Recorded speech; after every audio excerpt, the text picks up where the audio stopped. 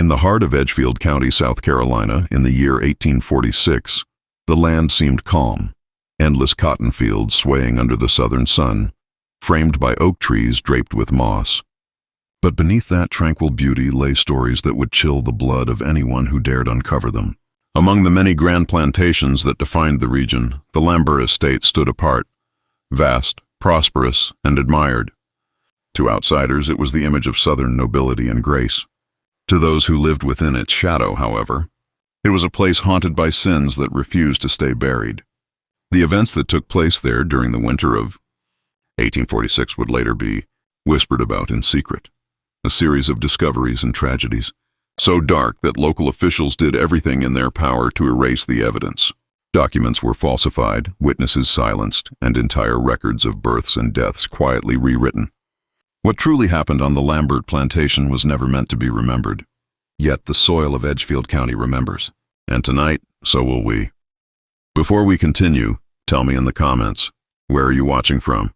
And if this is your first time here, don't forget to subscribe for more stories from the forgotten corners of American history, because this one might be the most disturbing of them all. The Lambert legacy began in 1798, when Donovan Lambert, an English immigrant with ambition far exceeding his morality, settled in South Carolina to build an empire. Over nearly 50 years, he transformed his estate into one of the wealthiest in the county, growing rice and cotton on the backs of more than 200 enslaved men and women. His reputation stretched far beyond Edgefield, not for kindness, but for brutality.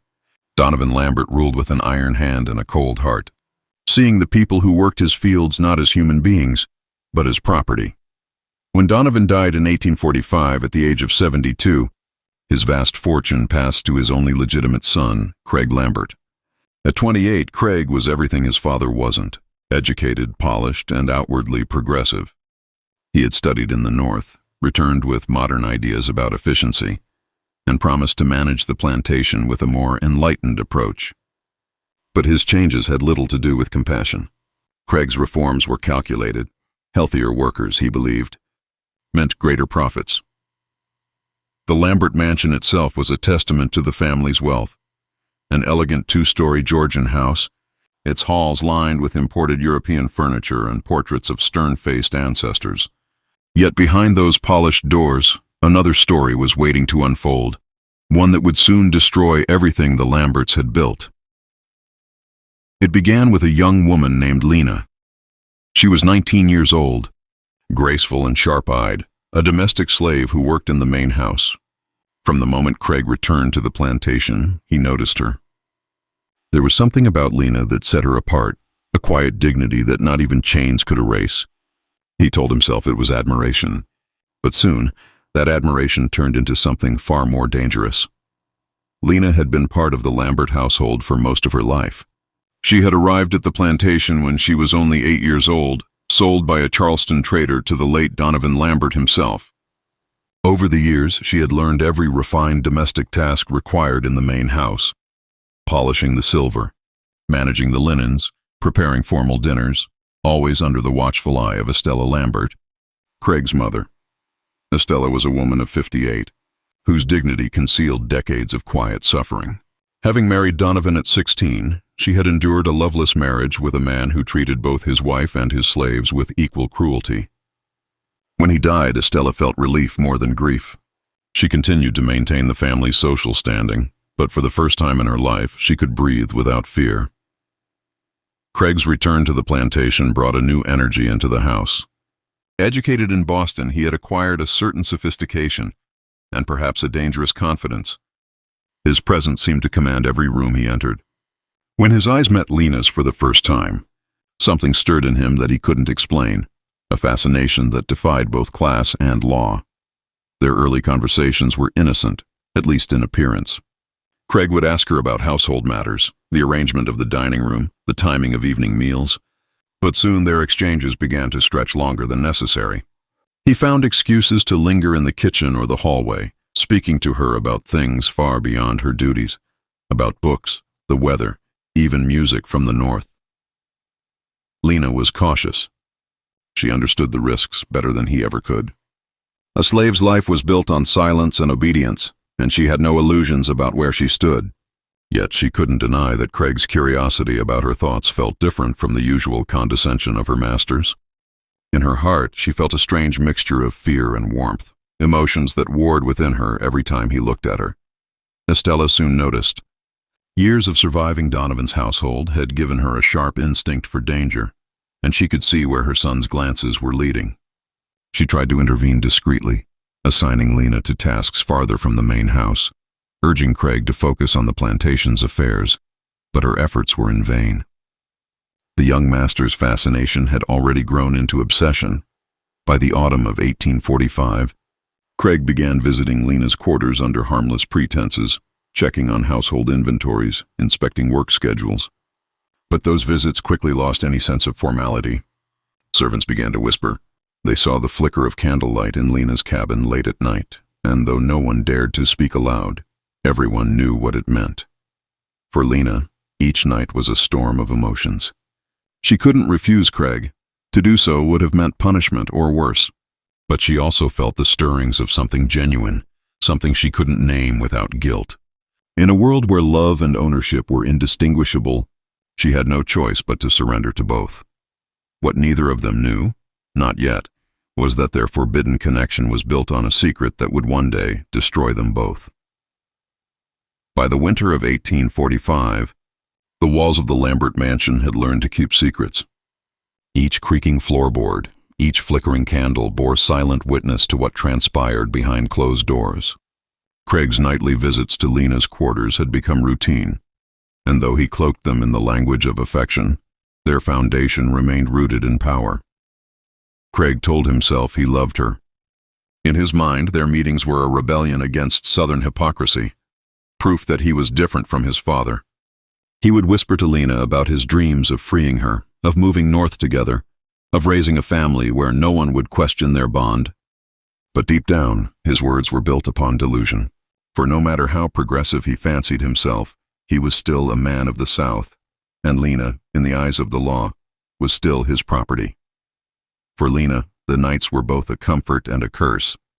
She felt drawn to Craig's gentleness, a quality so foreign within the cruel boundaries of the plantation. Yet she also carried the crushing awareness that her feelings could destroy her. The other house servants noticed her exhaustion, the faint tremor in her hands each morning. They said nothing. Silence was survival. Estella Lambert, however, saw everything. She watched her son's demeanor shift, his distracted stares, his uncharacteristic tenderness. At first she dismissed it as youthful infatuation, but as the whispers grew, so did her fear. She had lived long enough to know that such relationships, even when born of affection, always ended in ruin. One evening, Estella confronted Craig privately in the study. The firelight reflected off her stern face as she spoke with calm severity. "Craig," she said, "you are playing with something dangerous. Whatever affection you imagine, it cannot end well. You are a Lambert. She is a slave. The world will not forgive you for forgetting that." Craig, bristling with pride, replied that he refused to live by the same cruel codes as his father. He told her he intended to give Lena a better life, perhaps even her freedom. Estella's heart sank. She knew those were the kinds of promises that could only lead to destruction. By spring of 1846, the inevitable happened. Lena discovered she was pregnant. The realization struck her like a thunderbolt, a mix of joy, terror, and disbelief. Craig was overjoyed at first, speaking of the child as a symbol of redemption. But Lena, wiser to the realities of her world, could only think of what would happen if anyone found out. They swore to keep the secret between them. Only two others would come to know: Estella, who guessed the truth before being told, and Mammy Eliza, the plantation's midwife and the keeper of all unspoken sorrows. Eliza was 58, a woman of quiet power who had served the Lamberts for 40 years. She had seen more births, deaths, and broken souls than anyone else on the plantation. When she learned of Lena's pregnancy, her eyes filled with dread rather than surprise. There was something about this child that made her heart tremble, a feeling rooted not in superstition, but in memory. For deep within her mind, Eliza carried a secret about Lena's birth, a truth so terrible that to speak it aloud would mean the collapse of everything the Lambert family stood for. As the humid air of spring 1846 thickened over Edgefield County, the Lambert plantation seemed to exist under a veil of uneasy silence. The fields continued to yield their cotton, the overseers barked orders, and the carriages rolled up the long, gravel drive as always, yet within the walls of the grand house a storm was brewing that no one could stop. Only 3 people knew the truth about Lena's pregnancy: Craig, his mother Estella, and Mammy Eliza, the woman who had helped bring every Lambert child into the world for more than 40 years. And of the 3, only Eliza understood the full, horrifying weight of what was to come. Eliza had been on the plantation since she was 18. She had tended to Donovan Lambert's children, nursed their illnesses, and comforted their dying slaves. She had learned long ago to keep her mouth closed about the evils she witnessed, for survival often depended on silence. But the news of Lena's condition reopened an old wound she had buried nearly 2 decades before. Back in 1827, Eliza had assisted at a birth that haunted her ever since. A young enslaved woman named Sarah, barely 20, had gone into labor after months of being kept in the shadows of the main house. She died before dawn, her body spent and broken.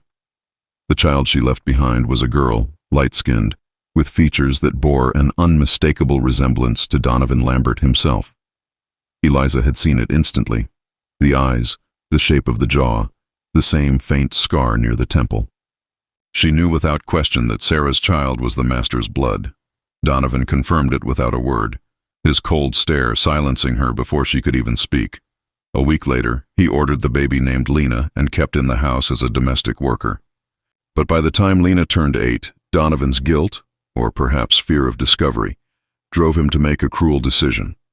He arranged for her to be sold to a trader from Charleston, telling his wife and servants that he wanted to rid the house of reminders. Eliza remembered the day the child was taken away, her tiny hands clinging to the doorframe, crying for the only home she'd ever known. Years later, near the end of his life, Donovan quietly bought Lena back through an intermediary. No one understood why. He never told Estella or Craig about it, perhaps a twisted form of remorse or a desire to reclaim what he had once cast away. Either way, the girl returned to the very place where she had been conceived, unaware that her master was her father. Now, standing in the dim light of the servants' quarters, Eliza understood the horror of what was happening. Craig and Lena, 2 young souls caught in a forbidden love, were bound by blood. They were half-siblings.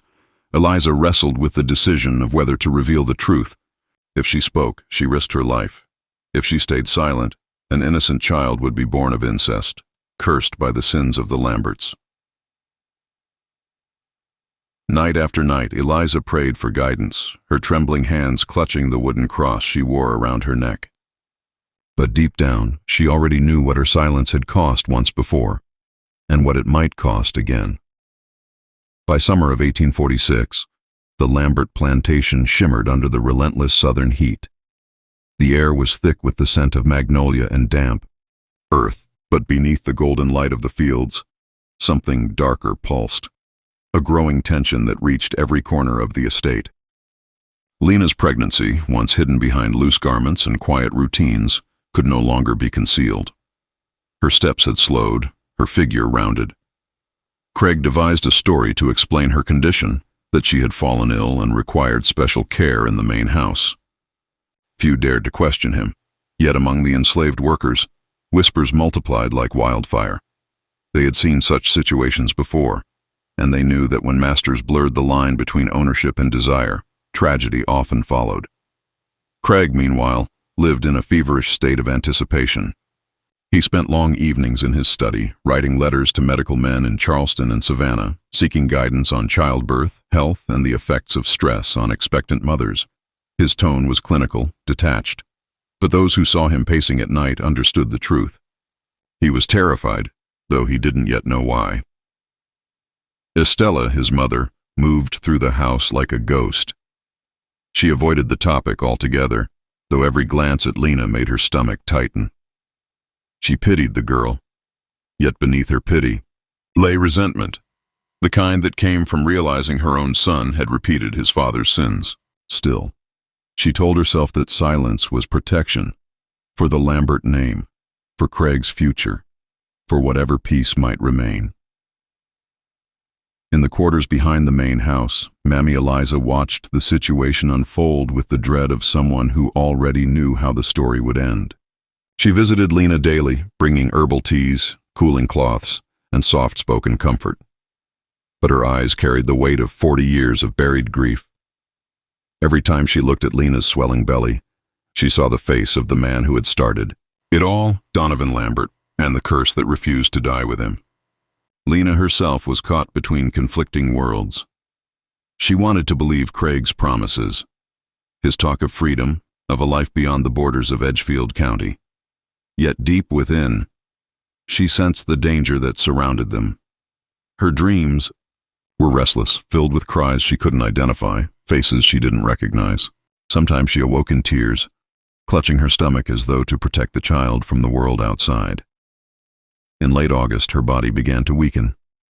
The heat, the anxiety, and the weight of secrecy pressed down on her. Eliza noticed troubling signs. The baby moved less, and Lena's pulse was unsteady. She warned Craig that the pregnancy was at risk, but he brushed aside her concern, convinced that medical help from Charleston could solve everything.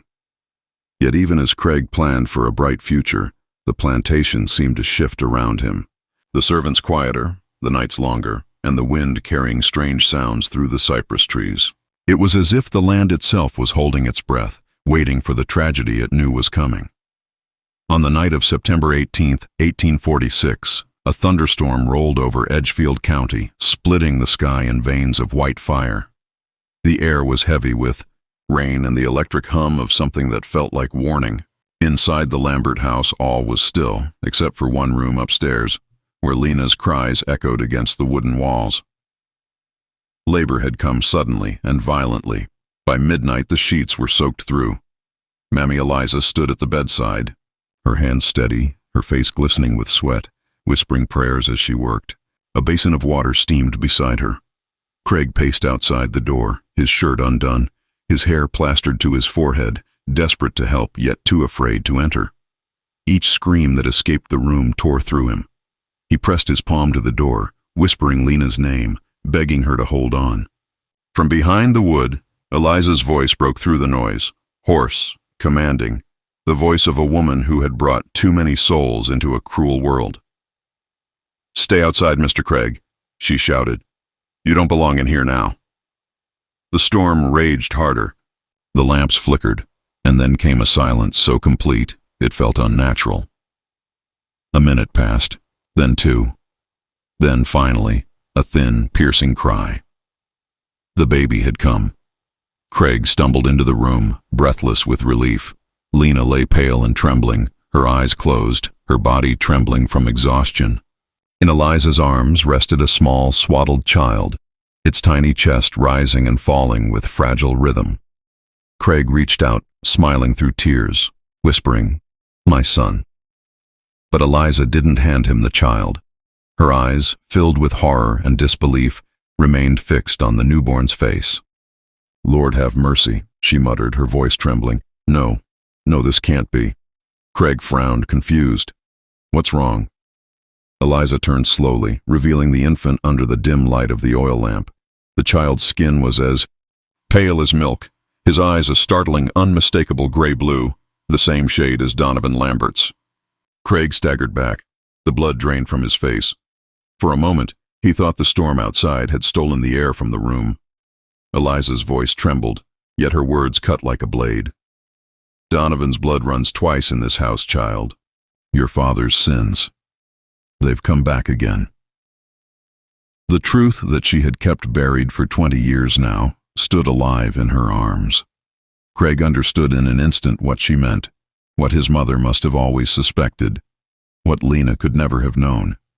The woman he loved was his half-sister, and the child now crying in the candlelight was not only his son, but also his father's grandson. Lena stirred weakly, her voice barely a whisper. "Craig, what's wrong?" He could not answer. His body shook as though gripped by fever. He turned toward the window, rain hammering the glass, thunder roaring like judgment itself. And in that terrible moment, it was clear. The curse of the Lambert name had not ended with Donovan. It had only just begun. By dawn, the storm had passed. The fields outside the Lambert house lay drenched in rain, glistening under a gray and heavy sky. The world seemed cleansed, but inside nothing had been washed away.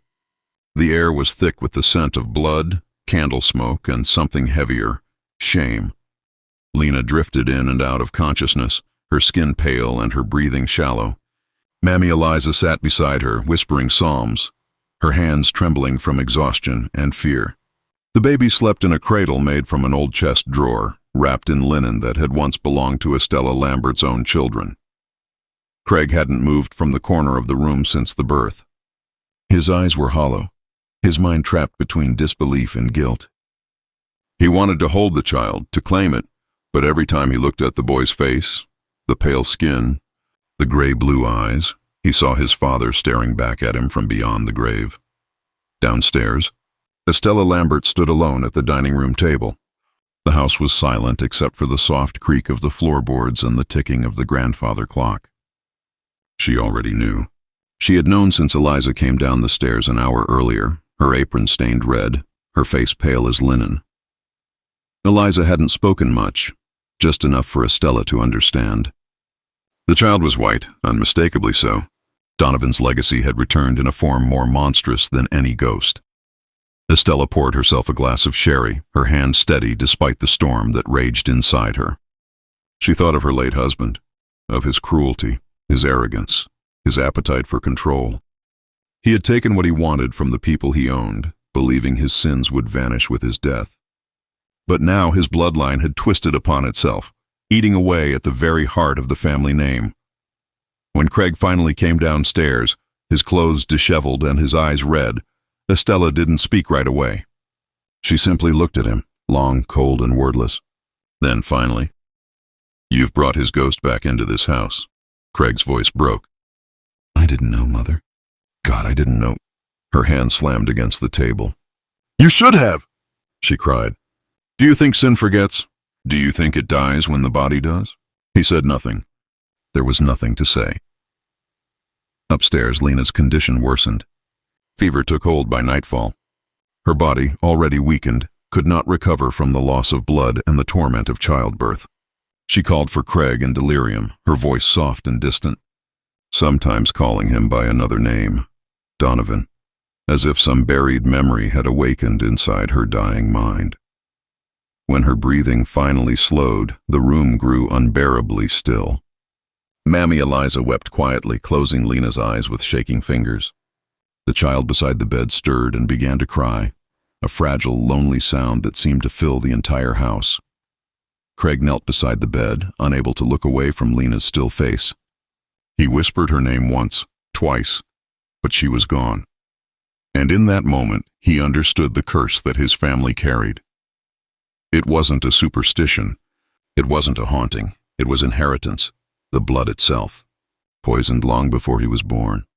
After Lena's death, the Lambert house became a place where silence had weight, thick, suffocating, impossible to escape.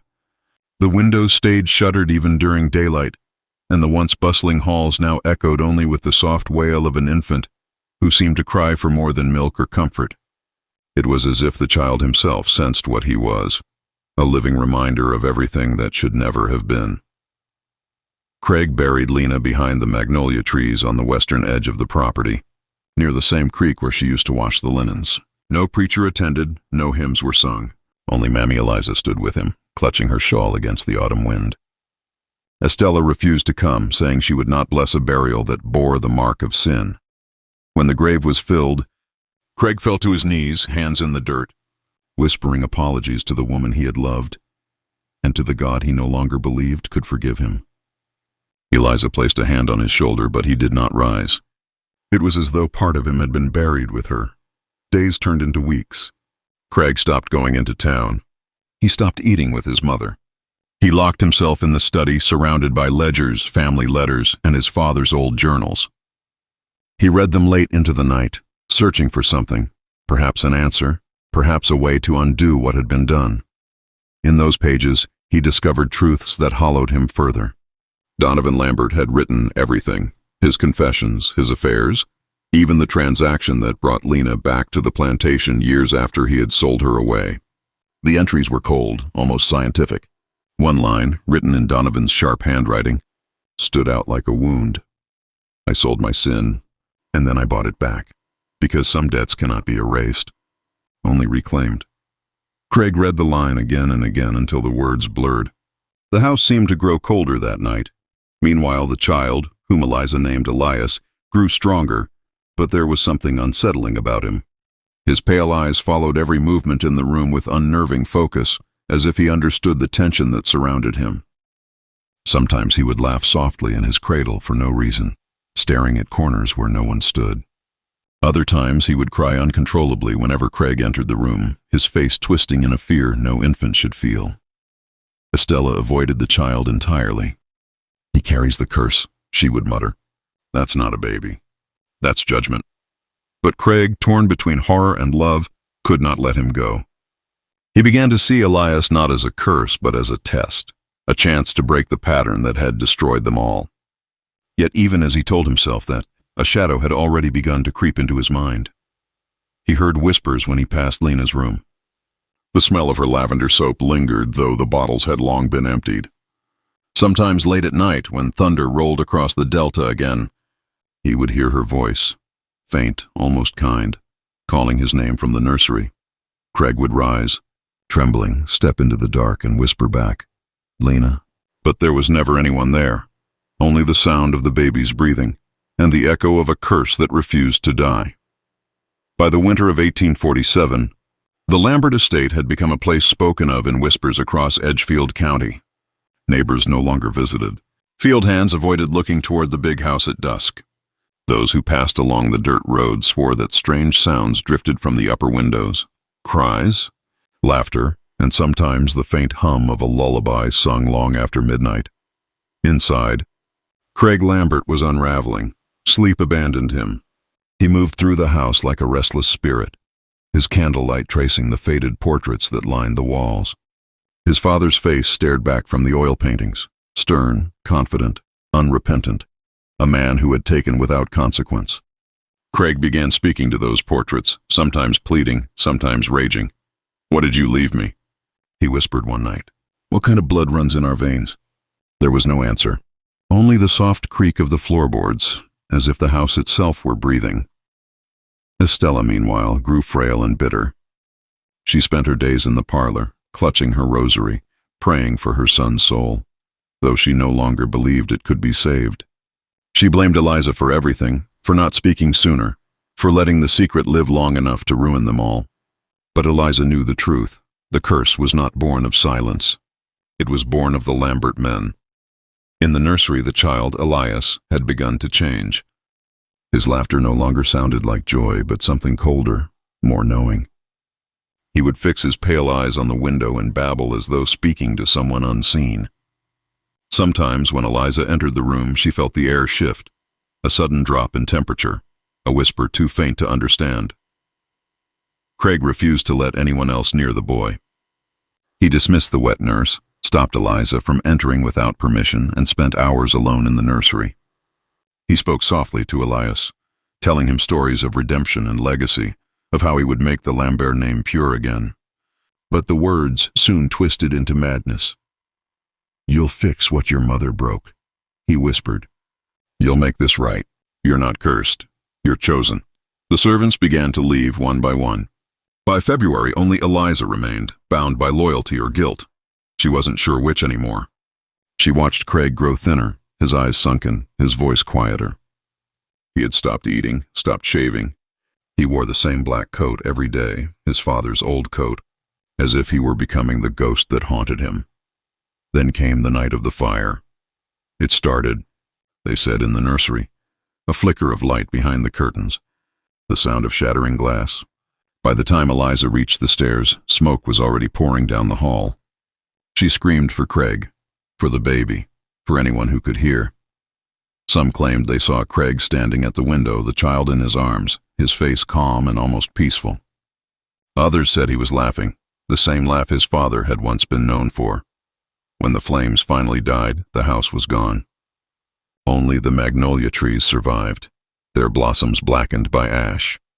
And beneath them, 2 graves, one marked Lena Lambert, and beside it, a smaller mound of earth with no name at all. When dawn came to Edgefield County, the Lambert plantation was nothing but a blackened shell.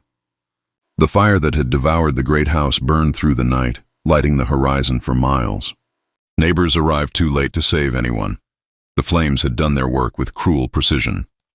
All that remained were smoldering timbers, warped iron gates, and the ghostly outline of what had once been one of South Carolina's proudest estates. The scent of smoke mixed with something older, decay, guilt, and the heavy perfume of magnolia blossoms, now charred and wilted. The local sheriff, Samuel Pierce, arrived at dawn.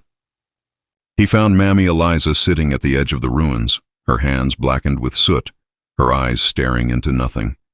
She had not moved since the fire began. When Pierce approached, she whispered something he would later claim to hear in his dreams for the rest of his life.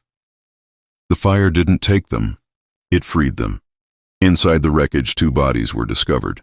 One, believed to be Craig Lambert, was found near the nursery, burned beyond recognition, still clutching a small piece of fabric that had once belonged to a child's blanket.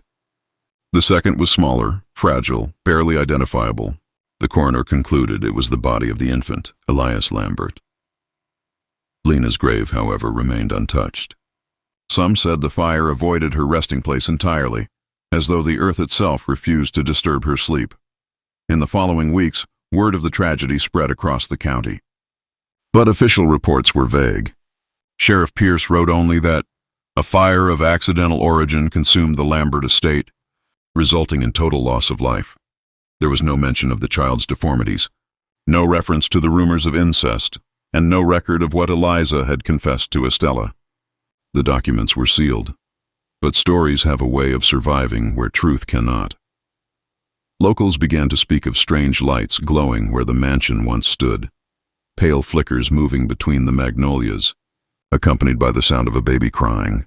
Travelers who passed the old road after dark said they felt watched, as though invisible eyes followed them through the mist. And every spring, when the magnolias bloomed again, their petals turned a sickly gray, the color of ash. Eliza left Edgefield soon after the fire. She was last seen walking east along the Charleston Road, barefoot, carrying only a Bible and a charred silver cross that had belonged to Estella Lambert. Some claimed she lived out her final days in a church asylum, others that she vanished into the swamps where no one dared follow. By 1850, the Lambert plantation had been erased from county maps. Its land was auctioned quietly to pay debts, divided into parcels and absorbed by neighboring estates. But no one ever rebuilt on the site of the main house. The few who tried, carpenters, farmers, even preachers, all abandoned the land after hearing voices at night. One man swore he saw a figure in a black coat standing beside the burned magnolias, holding a child in his arms. Edgefield's elders called it the debt of blood, a curse that no fire could cleanse and no prayer could silence. For nearly a century, the story of the Lambert plantation lingered like a shadow over Edgefield County. It passed through generations as a whispered warning, a tale told to children who wandered too close to the woods where the great house once stood. By the time the 20th century arrived, few remembered the Lamberts as real people. They had become folklore, ghosts in the collective memory of South Carolina, woven into sermons and songs about sin and divine punishment. But in 1932, a young historian named Dr. Henry Calloway arrived from Columbia to study plantation archives for his dissertation on antebellum estates. He was meticulous, rational, and skeptical of superstition. To him, the Lambert legend was nothing more than an example of how guilt and faith could twist memory into myth. At least, that's what he believed in the beginning. Calloway first encountered the Lamberts through an obscure entry in the Edgefield County probate register, an estate listed as destroyed by natural disaster. 1847, no further explanation. But what caught his attention was a sealed folder attached to the entry, stamped confidential, State Review. That alone was unusual. After weeks of persistence, Calloway obtained permission to view the file. Inside were 7 documents, each brittle with age. The first was a coroner's report, unsigned, describing 2 bodies found in the ruins, 1 adult male, 1 infant. The second was a handwritten statement by Sheriff Samuel Pierce, noting the presence of an elderly slave woman, muttering incoherently about fire, blood, and redemption. The rest were fragments, an inventory list, a half-burned letter from Craig Lambert to a Charleston physician, and a final page that chilled Calloway to his core. It was a personal diary entry, dated October 17, 1846, written in Craig's unmistakably elegant hand. "The child is not of this world. His eyes know what mine do not. Perhaps this is our punishment, the seed of our own sin made flesh." The last line, smeared with ink, read simply, "Father was right. Blood remembers." Calloway felt the room grow colder as he read. It was no longer the detached curiosity of an academic that drove him. It was something else, a dark fascination that bordered on compulsion. He began searching for corroborating evidence, interviewing descendants of the plantation's workers, reviewing church baptism logs, and reading every article written about the fire. What he uncovered only deepened the mystery. The church registry for St. Mary's Parish, dated 1827, recorded a single unbaptized birth. Female child born to slave woman Sarah, father unknown. The child's name was Lena. Calloway traced that name through a Charleston slave ledger from 1835, confirming that a girl named Lena, age 8, had been sold from the Lambert estate. 8 years later, in 1843, she reappeared in a purchase record, bought by Donovan Lambert himself. Every thread pointed to one conclusion. The family had deliberately concealed an act of incest spanning 2 generations. As Calloway pieced the fragments together, strange things began to happen. Pages went missing from the archives. County officials warned him to stop digging into family matters best left buried. And one night, when he returned to his rented room, he found a single sheet of old parchment slipped under the door. It contained only 4 words, written in faded ink. The fire was mercy. By the spring of 1933, Dr. Henry Calloway's quiet academic project had become an all-consuming fixation. What began as a dissertation on plantation history had turned into something darker, a descent into the shadow of a family long gone, yet somehow still alive in whispers and ash. He rented a small house on the outskirts of Edgefield, barely a mile from the ruins of the old Lambert plantation. Locals advised him to stay away from the site, especially after sunset, but Calloway dismissed their warnings as rural superstition. He was a man of science, or at least he had been. The first time he visited the ruins, he found nothing but silence and overgrown weeds. The earth still bore faint scars where the mansion once stood, the stone foundation blackened by fire, the air thick with the scent of iron and wet soil. He began taking notes, sketching the outlines of the old structure from surviving maps, carefully marking where each room had been, the parlor, the office, the nursery. When he reached the spot where the nursery had stood, his pencil snapped in half. He laughed it off at first, telling himself it was fatigue, but as he looked up, he swore he saw something move between the magnolia trees, a flicker of white, the shape of a woman's dress. He called out, but the only reply was the soft rustle of petals falling. That night, back in his rented house, he dreamed of a fire that would not die. He saw the walls of the Lambert home collapse inward, heard a baby's cry swallowed by the roar of flames, and saw a man standing in the window, holding something small, something limp, before vanishing into smoke. When he awoke, his bedsheets were damp, his hands streaked with soot that wasn't there before. From that day on, he could think of nothing else. He spent his days buried in courthouse records, old newspapers, and forgotten church archives. His evenings he spent at the plantation ruins, walking the perimeter with a lantern, searching for evidence of something he could not name. His colleagues at the university began to worry. Letters went unanswered. His lectures were canceled. His wife, Margaret, wrote that she would not return to Edgefield unless he abandoned that cursed family. But he couldn't stop, because the more he uncovered, the more he began to feel watched. On his 4th visit to the ruins, he found a small object buried in the dirt, a tarnished silver locket, blackened by age. Inside, behind cracked glass, was a portrait of a woman. Her features were faint, but he could still make out her eyes. Sharp, intelligent, sad. The inscription beneath the portrait was barely legible, but one word was unmistakable: Lena. That night, he placed the locket on his desk and began to write his final notes. But when he looked up from his papers, he saw it had moved. It now lay open, facing him. And in the reflection of the glass, he swore he saw another face behind his own, a man's face, burned and smiling.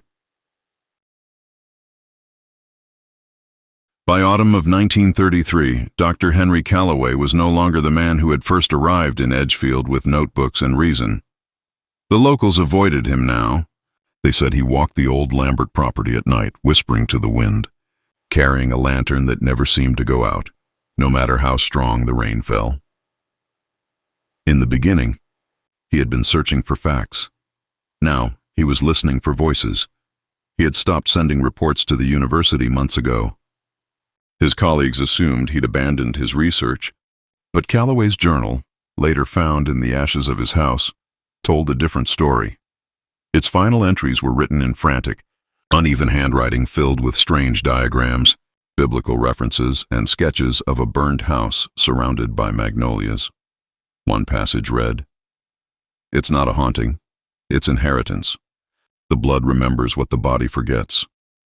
He claimed that every night around the same hour, he heard the cry of a child echoing from the magnolia grove.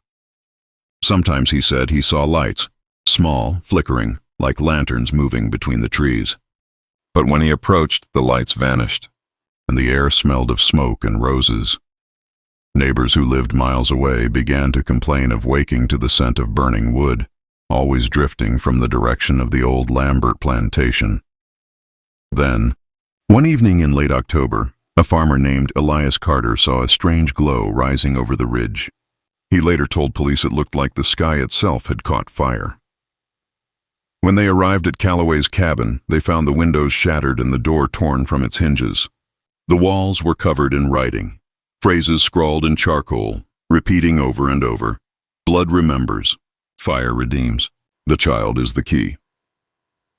On the desk, surrounded by burned papers, lay the silver locket he had found months earlier. The portrait inside was gone, the glass cracked from heat, and on the floor beside the desk was Calloway's journal, its last words barely legible through the smoke stains. "He's here. The fire isn't outside anymore. It's in the blood. It always was." Calloway's body was never recovered. The cabin had burned so completely that only the iron, stove, and fragments of his typewriter remained. Sheriff reports from the incident were strangely brief, listing the cause of fire as unknown and closing the case within a week. But locals swore that the blaze burned for 3 days, though the cabin had contained little more than wood and paper. And those who ventured near the ruins afterward told of a strange sound drifting through the magnolia trees. Not the cry of a baby this time, but a man's voice whispering, repeating one name over and over. "Lena, Lena." From that night onward, no one dared live within a mile of the old Lambert property. The land became overgrown again, swallowed by vines and silence. But every few decades, when the wind shifts through Edgefield County and the air smells faintly of ash, someone swears they see a flicker of light among the trees, like the echo of a flame that refuses to die. Nearly a century later, the Lambert story should have been nothing more than a forgotten Southern legend, a ghost tale whispered to children about fire, blood, and regret.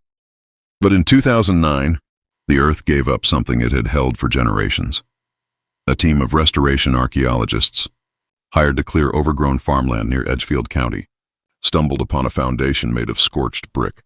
Beneath it lay remnants of charred wood, glass fragments, and rusted nails, the remains of what they assumed was an old cabin. When they unearthed a melted typewriter and several pages fused together by heat, they didn't yet realize they had found what was left of Dr. Henry Calloway's home. The documents were sent to the University of South Carolina for preservation. After months of restoration, fragments of his journal became legible, and among the soot-darkened pages, one entry stood out. "If the fire began with Clement, it must end with me. The name survives through the blood, and the blood will keep burning until it is recognized."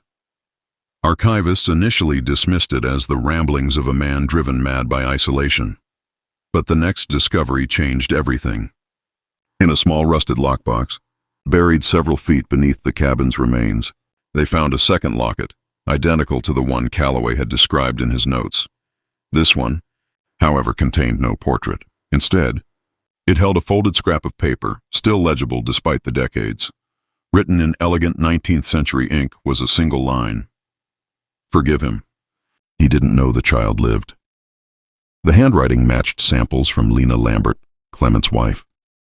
Suddenly, the story that had once belonged to myth took on the weight of history. Historians revisited the old Edgefield parish records and discovered a birth certificate dated March 12, 1861, listing a child born to Lena Lambert. The father's name had been crossed out. The child's name, Henry. The timeline was impossible. Clement and Lena were believed to have died in the fire that destroyed the plantation that same year. But this record suggested that the child survived, and that perhaps someone had taken him away before the flames. The parallels were undeniable. Dr. Henry Calloway, born in Charleston in 1861, raised by adoptive parents, had spent his life unknowingly chasing his own bloodline. The historian who discovered the connection, Dr. Evelyn Marsh, described it best in a later interview. "It's as if the fire called him home, like the story folded back on itself." After the revelation, the land where the plantation once stood was officially marked as a heritage site, though no public tours are allowed. The state placed a plaque near the tree line that reads simply, "The Lambert Plantation, 1852-1861. What burns the body cannot kill the story." Even now, residents say that at night, when fog settles low over the field, you can still see the faint glow of fire beneath the magnolia trees, and sometimes if you listen closely, the soft, steady sound of a typewriter striking keys in the dark. The Lambert Plantation is gone. The house, the fields, and even the voices of those who lived there have long been swallowed by time. Yet the story refuses to fade. It lingers in the soil, in the shadows of magnolia trees, and in the faint whispers that travel along the delta winds. Some call it a curse. Others call it a legacy.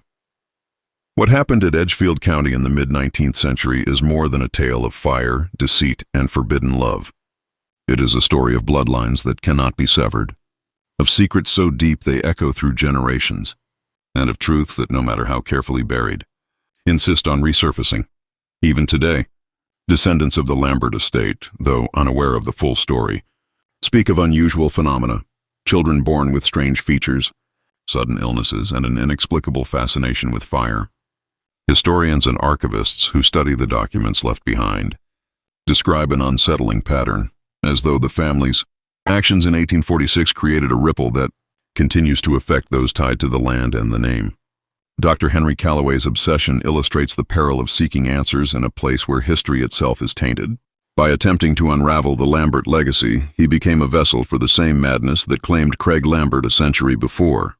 His disappearance, his journals, and the artifacts he uncovered suggest that some stories, once unearthed, cannot remain hidden, and those who dig too deeply risk being consumed by them. Yet, there is something almost poetic about the persistence of truth. The fragments of diaries, the locket, and the old parish records all survived, not by chance, but as if destiny itself ensured that the Lambert story would not be forgotten. Modern researchers continue to study the burned artifacts and the partial records. DNA testing and archival analysis have confirmed connections once only whispered about. Lena Lambert's lineage is traceable, though the direct descendants remain unaware of the shadowed history attached to their name. And still, Edgefield County holds its secrets close. Visitors report strange lights, fleeting shadows, and the soft murmur of lullabies drifting through the trees where the plantation once stood. The magnolias bloom every spring, their white petals tinged with ash, a living reminder that the past cannot be erased, that blood remembers, and that fire can destroy bodies, but it cannot extinguish a story.